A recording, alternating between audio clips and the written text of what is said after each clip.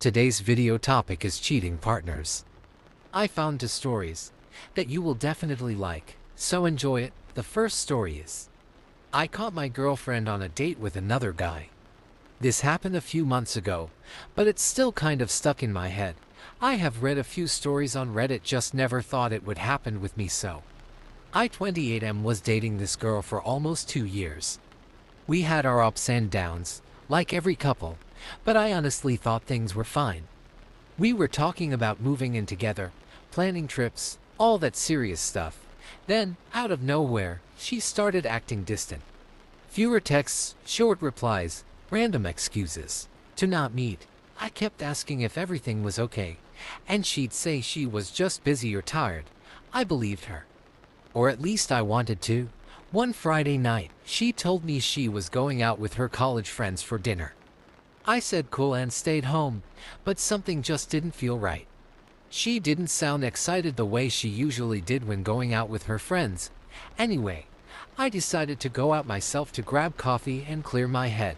There's this new rooftop cafe in the didn't shout, didn't cause a scene. I just pulled on the hood of my jacket, took my coffee, turned around and walked out. On the way home, I didn't cry. I didn't even feel angry. It was like my brain just shut off. When I got home, I opened my phone, scrolled through our old messages, and started deleting everything. Photos, chats, call logs gone. Then I blocked her on everything. Instagram, WhatsApp. Her number, even removed her from all streaming services. No explanation, no goodbye. Text, just silence. The next morning, she texted me from another number. "Hey, did you block me? What's wrong?" I didn't reply. A few hours later, she sent another message saying, "Why are you acting weird?" I didn't do anything. She tried to call a few times that week, then eventually stopped. I never unblocked her, never spoke to her again. And you know what? That silence was my closure. I didn't need to yell or demand answers. I saw everything I needed to. I knew the silence would hurt her more than anything I could say. Because she'd realized she wasn't worth even a confrontation. It's been a few months now. I've been hitting the gym, focusing on work, hanging out with people who actually give a damn about me. Some nights I still think about that moment walking up those stairs, seeing her laugh like I never existed. But then I remember how peaceful my life has been since I removed her from it.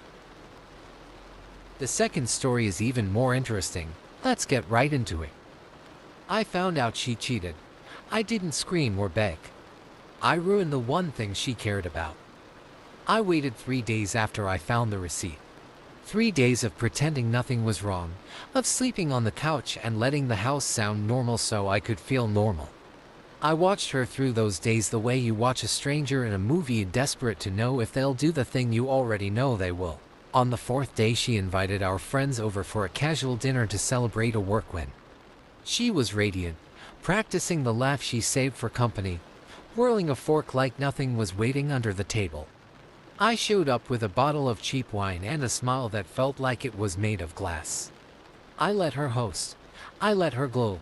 I let everyone drink. When dessert came, I stood, smiled, and made a toast about honesty and how fragile trust is. I didn't shout.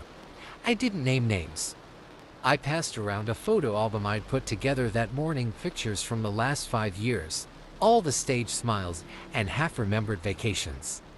Tucked between the pages were 2 receipts, a restaurant napkin with the same handwriting as her messages, and a screenshot I'd taken of a text thread she thought she deleted. I let the room read it like they were reading a menu. I watched her face move from color to contrast in the kind of slow horror you only see in films. She left that night before anyone asked her a single question. Our friends stayed long enough to say things like "I'm so sorry" and call me. I let them mean it.